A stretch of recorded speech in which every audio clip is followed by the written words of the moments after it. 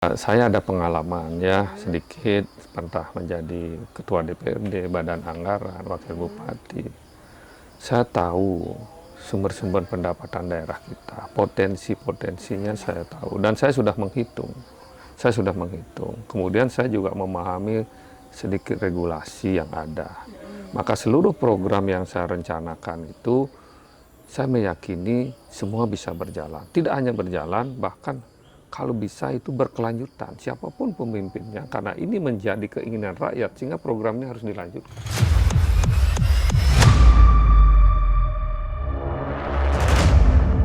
Nah, jadi kali ini saya Restiti sebagai host yang akan memandu jalannya podcast kali ini. Dan kita lagi bertamu di rumah kediaman orang yang sangat spesial, seorang tokoh publik yang saat ini akan memperkenalkan dirinya langsung. Silakan kepada Bapak. Ya. Dipersilakan. Om Swastiastu. Om Swastiastu. Semeton sarang sami, pemirsa dimanapun berada. Saya Imade Kembang Hartawan, bakal calon Bupati Kabupaten Jembrana. Baik, terima kasih Bapak. Nah, jadi beliau adalah seorang calon bupati di Jembrana. Betul Pak? Ya, baru bakal calon, sebelum ditetapkan. Ya. Betul, bakal calon. Nah, selanjutnya kita bisa disapa sedikit dari admin kita, Bapak Setiawan, yang biasanya jargonnya gimana Pak? Om Swastiastu semeton, titiang wayan Setiawan, sepunapi, sampun ngajang, yen durung ngajang dumun nge semeton. Titiang mangkin wenten ring kediamannya Bapak Imade Kembang Hartawan, SEMM semeton, yang akan mengiringi host kita ini untuk ngobrol-ngobrol lah dengan Bapak calon Bupati Jembrana yang akan memimpin Jembrana 2024-2029. Nah, untuk mempersingkat waktu saya persilahkan host. Tapi elingan ngajeng dumun pangten gagal paham. Baik, terima kasih sebelumnya Bapak sudah menerima kami sebagai tamu di sini. Nah, di sini kita berbincang-bincang sedikit ya, bebas. Mau nanti kan saya bakal bertanya sedikit, Bapak juga bakalan bertanya terkait bagaimana sih politik sekarang. Nah, karena saya tuh sebagai penggiat media sosial, saya punya media sosial. Kemarin saya kalau nggak salah sempat lihat, bukan nggak salah lagi, tapi jelas sekali. Kebetulan saya sebagai host di sini dan ternyata saya diajak ke kediaman Bapak sendiri. Kemarin tuh saya sempat melihat terkait Bapak itu terpilih bahkan suaranya terbanyak di provinsi, bukan seperti itu? Iya, dalam pileg kemarin. Sampai mencapai 41.000 sekian? Betul, iya. Tetapi kok bisa ya tiba-tiba, sebentar, kalau misalkan Bapak kemarin terpilih suara terbanyak kan harusnya sudah dilantik. Sudah dilantik dong. Iya, mestinya saya dilantik tanggal 2 September kemarin. Ya, berarti 6 hari yang lalu semestinya. Gitu. Ya. Tapi kok tiba-tiba dapat info dari adminnya tadi, kok dibilang calon bupati? Gimana nih ceritanya nih? Gimana bisa diceritakan nggak sedikit? Kok bisa tiba-tiba Bapak nggak mengambil gitu loh? Bukannya harus udah dilantik, tiba-tiba malah menjadi bakal calon. Bisa diceritakan nggak sedikit tentang hal tersebut, Pak? Ya, memang ini di luar rencana saya ya. Yang tadinya awalnya memang saya tidak berniat dulu mencalonkan bupati di periode sekarang. Tetapi karena banyak dukungan dari masyarakat, mereka datang ke rumah, ada ibu-ibu, kemudian juga aspirasi dari anak muda, termasuk juga dari simpatisan PDI Perjuangan, konstituen kami, banyak yang menyampaikan Pak Kembang harus maju, mengingat beberapa pertimbangan kondisi daerah kita. Tentu mereka menyampaikan keluhan-keluhan, berbagai hal yang menurut mereka itu kurang baik gitu. Mungkin Bapak ada yang perlu disampaikan atau pertanyaan? Ya, saya selaku pengamat sosial amatiran lah ya. Amatiran, nanti pertanyaannya malah berat semua, akan repot. Nggak berani saya ngaku-ngaku.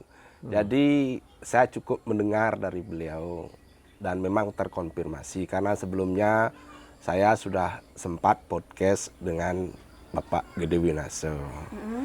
Jadi dari mulut beliau sendiri keluar ucapan bahwa Kemang Hartawan itu adalah anak ideologis beliau, gitu istilah beliau. Sementara Ipat atau Patriana Krishna memang anak biologis, kan gitu. Satu anak ideologis, satu anak biologis. Dan nah ini juga menjadi salah satu bahan konfirmasi bagi saya, Pak Kemang. Kenapa? Jangan sampai yang dikatakan Pak Winaso itu A, tapi nanti Bapak justru bilang B. Tapi pada kenyataannya memang benar kan? Kita nggak sempat ketemu Pak Winaso kan? Ya. Jadi beliau bilang begitu dan memang beliau menaruh harapan besar kepada Bapak untuk melanjutkan cita-cita beliau di sisa-sisa hidup beliau. Karena untuk tujuan berpolitik tidak ada. Itu saya tambahin. Tapi kalau pertanyaan saya, ada beberapa pertanyaan yang mungkin dalam kesempatan ini Bapak bersedia menjawab. Nah, seperti yang Bapak jelaskan tadi, Bapak hanya tinggal menunggu dilantik. Iya. Ya. Jadi semestinya Bapak sudah dilantik. Sudah dilantik kan. Tanggal 1 besok sudah mundur. gajinya sudah kelihatan Ya. sudah ting gitu kan. Terus dari track record Bapak yang saya amati secara amatiran, Bapak sudah seorang politikus muda yang sudah mengikuti 7 kali kontestasi. Ya. Ya kan? Kontestasi. 7 kali. Ini 7 kali, jarang sekali 7 saya kali dengar kontestasi. sampai 7 kali. Iya. Tentu itu sebagai suatu bentuk semangat yang luar biasa, Pak Kemang. Ya. Jadi saya sebagai rakyat yang kebetulan pada waktu masa Bapak jadi ketua DPRD dan Pak Winaso jadi bupati, Iya. saya sempat jadi warga negara dengan KIPM, kartu identitas penduduk musiman zaman dulu. Saya tinggal di Yakuning, jadi saya tahu. Ya kuning di sini apa Ya ya Kuning di sana, Pekutanan? Pekutatan. Oh, ya Makanya kuning saya- itu ada Banjar ya Ya Kuning, ada Banjar ya desa- Kuning, Iya. Pekutatan. Makanya saya bilang saya sempat mengenal almarhum Oh, iya. Bapak, Ya. almarhum bapaknya Bapak, Ya. dan dengan Ibu juga kenal, tapi beliau kan sudah usur. Pak Nah, Nengah Switra. Ya, berarti. Pak almarhum Pak Nengah Switro tuh bapaknya Pak Kemang Hartawan ya, Semeton. Beliau juga seorang tokoh yang populer di Pekutatan. Jadi begini Pak, saya banyak mendengar dari calon-calon yang lain, saya nggak sebut nama ya, programnya bisa sampai bejibun gitu, 21, sekian ya. Astungkaro Bapak, Bombastis. ya Astungkaro ya isinya bombastis, tapi dalam realitannya bog-bogtis begitu. Tapi gini Pak, omongannya kan banyak. Ya, Ngomong itu kan gampang. Ya. Merealisasikan itu kan nggak gampang. nah makanya sekarang nih Dek, saya ingin bertanya right to the point aja. Siap. Astungkaro rakyat Jembrana nih memberi Bapak mandat. Ini kan Bapak Ya, ya. dikasih mandat, Bapak bukan bos nih, Bapak mandat dari rakyat untuk memimpin Jembrana. Jelaskanlah kepada kami nih, kepada netizen, apa langkah kecil yang akan Bapak lakukan dari pesan senior Bapak, Pak Winaso, untuk membangun Jembrana yang PAD-nya tentu kita tahu kecil, Pak. Iya, iya, betul. Nah, silakan Pak. Ya, saya kan sebagai anak ideologis banyak tahulah cara berpikir beliau. Saya kenal beliau itu tahun 2000 ketika beliau ingin maju jadi bupati. Kemudian datanglah ke rumah saya di Pangyangan, bertemu bapak saya, berdiskusi panjang. Di situ saya kenal. Waktu itu saya sudah ketua anak cabang, ketua kecamatan Pekutatan, PAC. PAC Pekutatan, PDI Perjuangan. Kecamatan Pekutatan. Di situ saya kenal, kemudian beliau, singkat cerita, beliau berhasil jadi bupati, terpilih lewat DPRD. Tidak lama kemudian saya terpilih jadi DPRD, jadi ketua. Ya. 2024 maaf 2023, kemudian beliau terpilih jadi ketua DPC. 2003. Ya, beliau menjadi ketua DPC PD Perjuangan. Saya masih ketua PAC. Jadi sempat, kemudian 2005 beliau terpilih lagi. 2005 beliau terpilih jadi ketua DPC lagi. Saya wakil ketua DPC. 5 tahun kita berteman lagi, ketemu lagi kan gitu. Tahulah cara berpikir, ya, konsepnya mungkin bagaimana membangun Jemberana. Yang pada intinya saya bisa tangkap bagaimana anggaran ini, pendapatan ini harus dimaksimalkan. Ya, pendapatan kabupaten harus dimaksimalkan dari seluruh sumber yang ada, termasuk juga di situ ada PAD.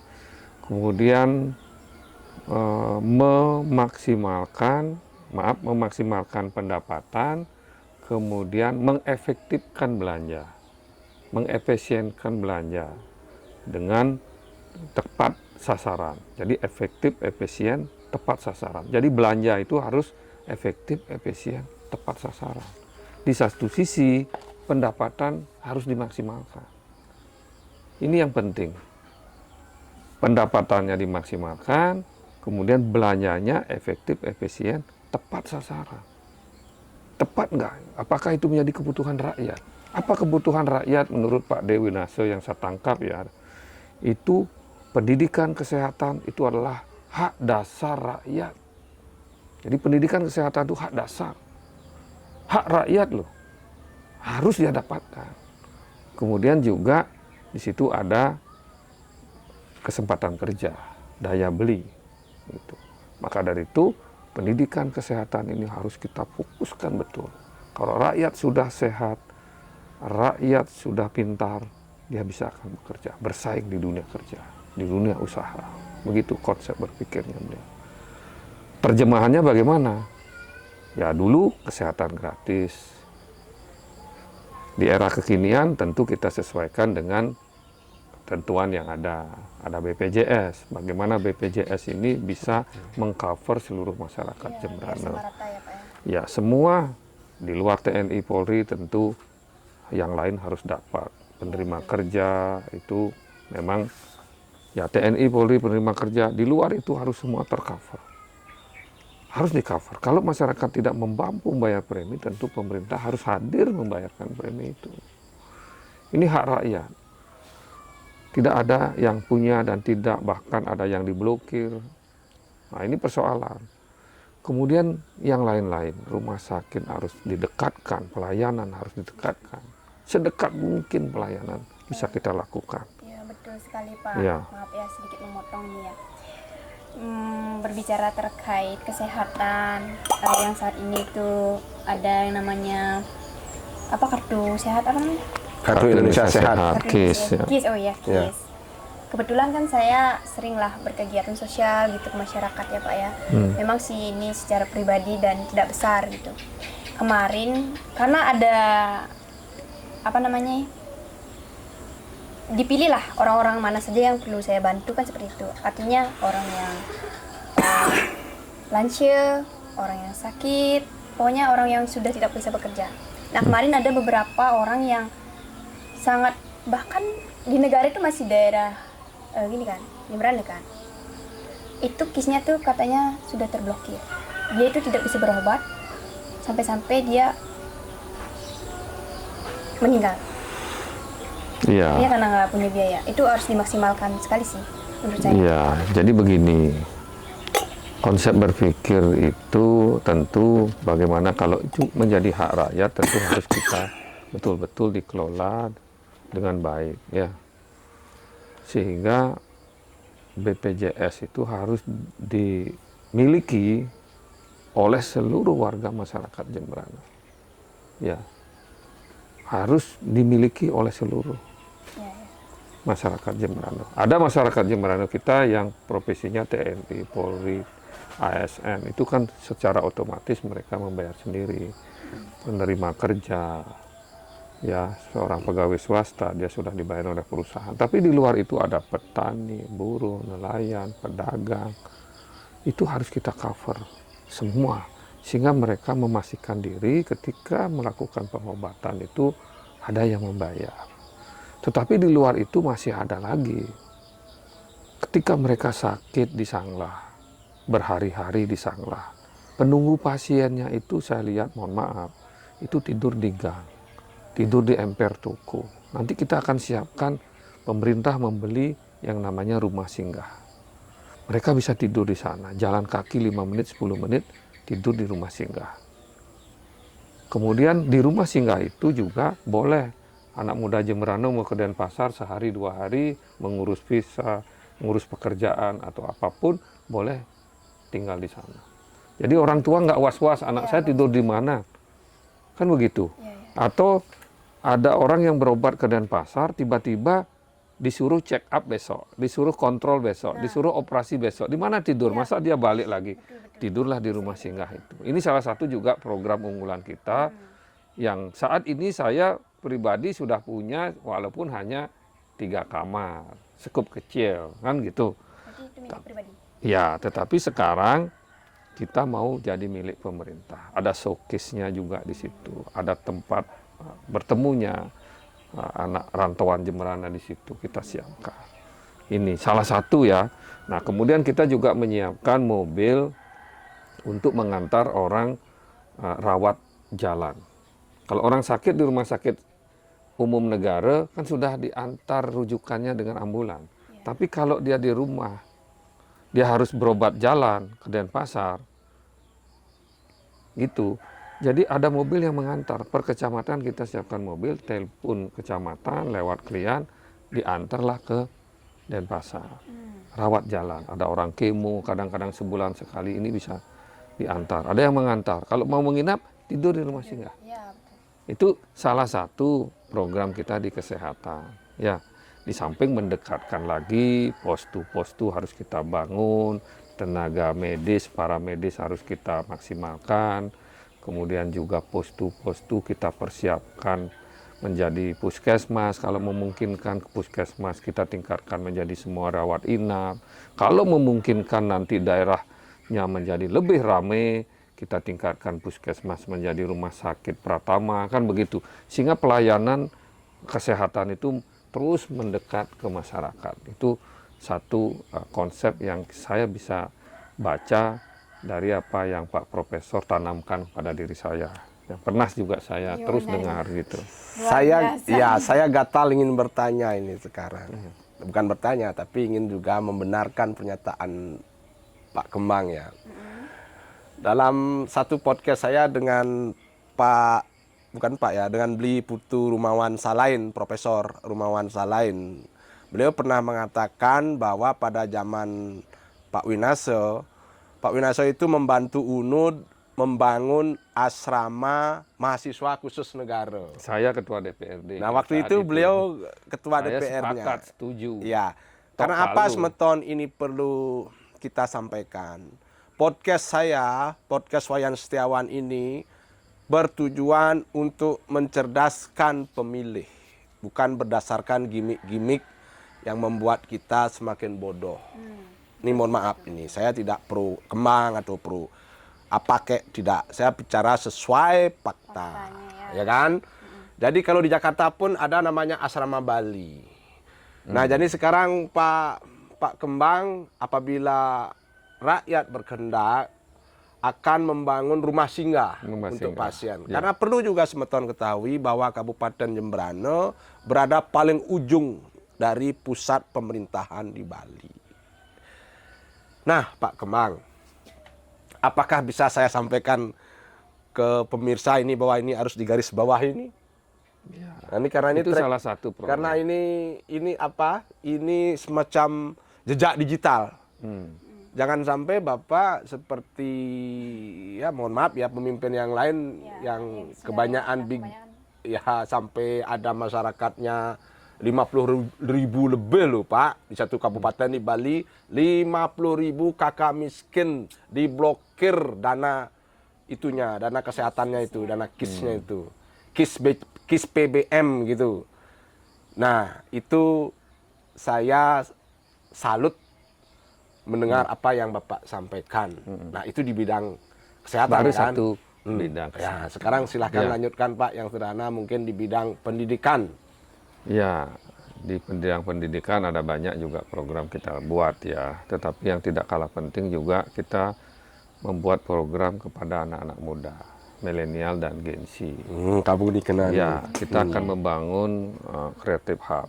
Jadi rumah kreatif buat anak muda yang di situ mereka bisa berkreasi, berkumpul seperti yang pernah saya dulu lihat di Jakarta Creative Hub.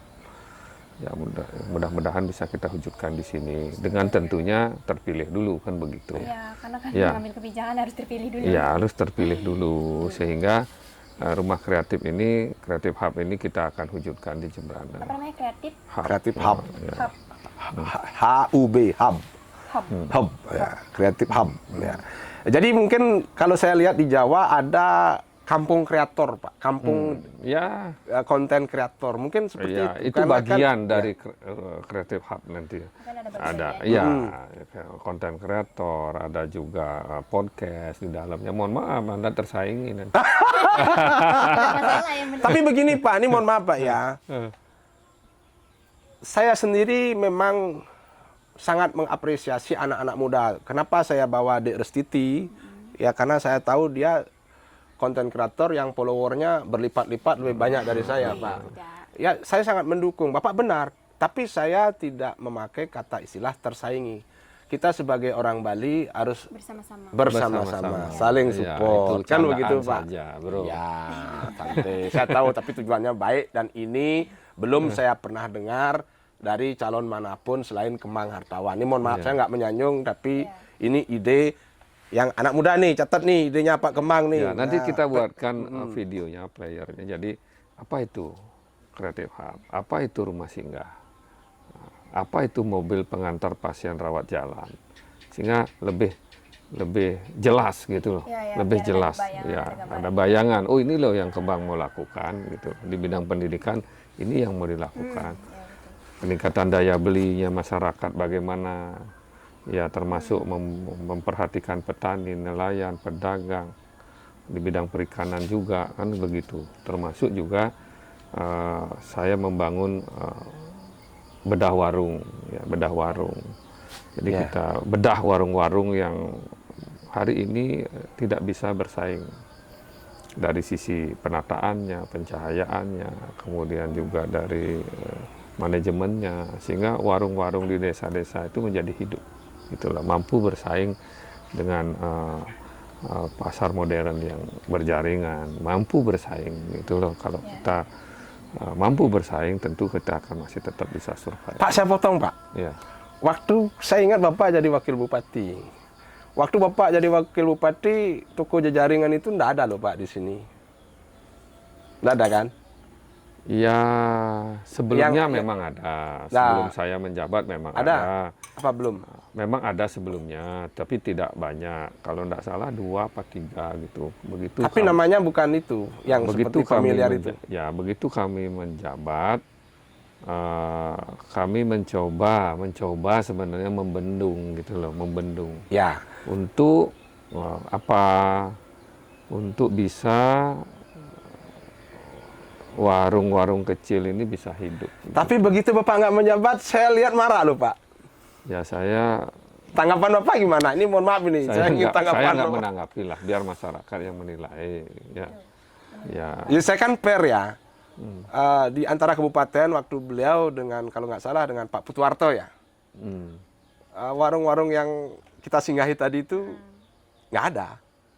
Tapi begitu beliau nggak menjabat, Beribadah. tiba-tiba banyak gitu loh. Nah, makanya kan satu beliau kandidat calon bupati, 2 beliau warga Jembrano jelasnya, ya kan?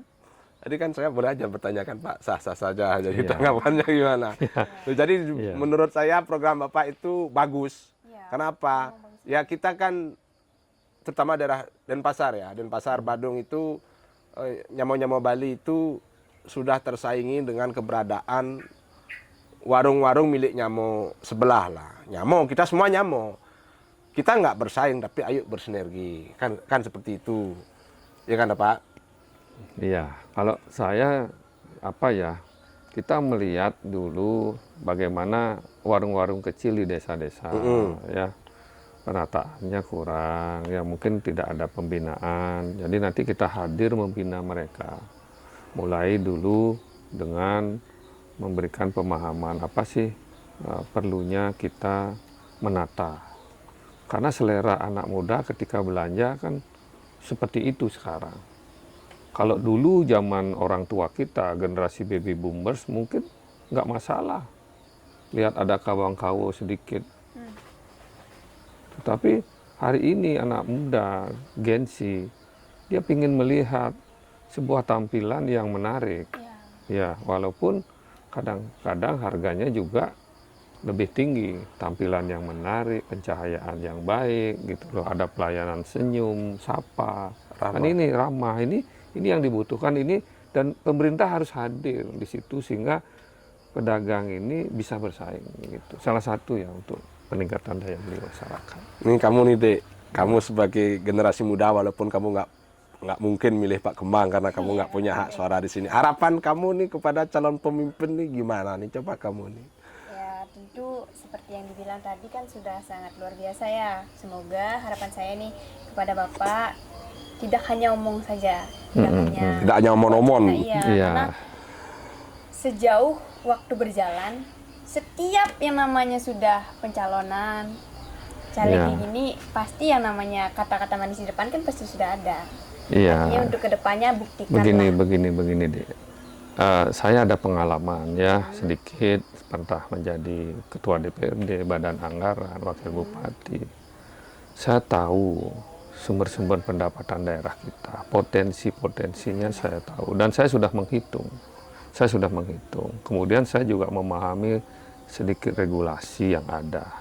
Maka seluruh program yang saya rencanakan itu, saya meyakini semua bisa berjalan. Tidak hanya berjalan, bahkan kalau bisa itu berkelanjutan, siapapun pemimpinnya, karena ini menjadi keinginan rakyat, sehingga programnya harus dilanjutkan. Jadi saya sudah menghitung betul, bahkan saya dengan Pak Dewi Nase sudah menghitung juga defisit yang terjadi, bagaimana mengatasi ini. Oh sekarang defisit Pak? Defisit sih sebenarnya lumrah ya, tetapi harus terkendali. Ya, itu terkendali, defisit itu harus terkendali. Bagaimana cara? Saya sudah berdiskusi dengan beliau punya pengalaman cukup panjang juga, sehingga seluruh program yang kami rencanakan itu bisa berjalan. Di luar itu saya masih banyak program untuk anak muda. Kemudian kami juga akan mendorong terus ya pembangunan tol dari pemerintah pusat, mendorong tim park di Kecamatan Pekutatan. Di Kecamatan Pekutatan ini kan tanah 1.200 hektar ini 600 hektar sudah disewa oleh investor. Dan saya tahu itu. Waktu saya menjabat, saya kenal Pak Tito, teman-teman yang ingin menginvestasikan itu di Kecamatan Pekutatan. Nah, ketika benua juga sudah selesai, nah, pusat menginginkan pelabuhan ikan di Pengambengan.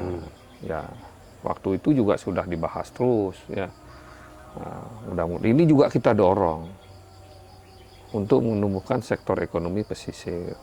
Kemudian pelabuhan Gilimanuk juga harus kita dorong. Karena apa? Tol Jawa Bali sebentar lagi selesai. Tol Jawa, Trans Jawa selesai. Sampai di Ketapang. Nah, tentu ada pelabuhan yang presentatif. Jangan sampai mulut tol penuh berjubel. Maka pelabuhan Ketapang, Gilimanuk ini harus ditata dengan baik. Dulu ceritanya akan ada kapal eksekutif yang bisa nyebrang hanya 15 menit, khusus mobil, khusus sepeda motor gitu. Jadi ini harus didorong pemerintah pusat agar Gilimanuk. Kemudian juga Bali Barat kita punya Taman Nasional Bali Barat. Di situ ada juga lahan yang bisa dimanfaatkan untuk ekowisata. Jadi teman-teman saya juga ada yang mau berinvestasi di sana untuk membangun ekowisata. Jadi baratnya juga harus kita dorong objeknya, tengah juga kotanya, timurnya. Ini supaya keseimbangan pembangunan terjadi di Jembrana. Ya, termasuk utara, pertanian, perkebunan, sektor perikanan di selatan. yang hari ini ketika ikannya banyak, ya hasil tangkapannya banyak, tidak bisa disalurkan sehingga harganya anjlok. Ini harus ada solusi. Termasuk kesulitan BBM di pesisir, terutama Peranca, Air Kuning, Yeh Kuning, itu kita sudah siapkan. Saya sudah berkomunikasi sama teman, ada yang mau membangun SPBN di situ, sehingga kesulitan bahan bakar untuk nelayan itu bisa teratasi. Hari ini nelayan untuk cari bahan bakar aja ngantri. Terpaksa mereka beli non subsidi, biaya tinggi. Ini solusi, termasuk rencana kita membangun pasar ikan di pesisir. Jadi APBD itu semaksimal mungkin kita bisa berikan untuk rakyat, APBD pro rakyat, begitu. Nah, di sini mungkin karena sudah waktunya dan juga sudah lumayan sore ya Pak ya, maaf sekali. Kita lanjut di next part. Nah, untuk saat ini sebagai kelanjutan harapan saya kepada Bapak tadi, mungkin kepada teman-teman, kepada masyarakat, kepada Gen Z, anak muda yang tadi sudah disampaikan sama Bapaknya terkait program beliau yang sudah dipaparkan, mungkin kalian bisa menambahkan atau bahkan kalian bisa memberikan suatu masukan di kolom komentar kepada Bapak. Jadi di sini Bapak, saya harap Bapak menerima kritikan dari masyarakat. Nanti kan ada next part kita berbincang lagi. Nanti kita evaluasi di sana. Apa sih harapan rakyat yang sebenarnya, kan seperti itu. Ya baik, terima kasih masyarakat Jemberana yang saya banggakan. Masih banyak program yang sebenarnya ingin saya sampaikan karena waktu. Tentu harapan saya masyarakat, terutama anak muda, milenial, Gen Z, bisa memberikan masukan, ya kritikan, ya terhadap apa yang ada di benak adik-adik sekalian, ya. Kalau Gen Z itu saya anggap anak-anak saya kan. Silahkan. Jadi bahkan sebelum program saya sampaikan, saya buat, ya, saya sempat berdiskusi beberapa dengan anak muda. Anak muda di Denpasar tinggal dari Jembrana, nelpon saya, Pak Kembang bisa bertemu enggak? Saya mau ngasih masukan. Kita ketemu. Banyak masukan positif dari mereka. Mereka ingin anak muda ini mendapatkan ruang, perhatian, gitu. Sehingga mereka bisa berekspresi, berkreasi, berkarya. Itu sehingga Creative Hub itu terjadi. Kita dorong untuk menjadi program unggulan kita di anak muda. Tentu tidak sempurna, perlu masukan yang lain juga. Silahkan berikan masukan kepada kami, kepada kita untuk menyempurnakan. Saya kira itu yang dapat saya sampaikan. Baik, itu seperti yang dikatakan sama Bapaknya. Boleh, silahkan sebanyak-banyaknya kalian warga Jemberana untuk memberikan masukan. Nah, mungkin untuk closing statement dari adminnya langsung. Silakan Bapak. Semeton yang khususkan kepada warga Jemberana nih. Percakapan kali ini mungkin bisa menjadi jejak digital. Astung karo beliau terpilih, beliau tidak anti kritik, dan bagi semeton yang kebetulan menyaksikan podcast ini di YouTube, silahkan berkontribusi, berpartisipasi dalam kritik dan saran untuk Jemberana yang kita cintai semua. Begitu.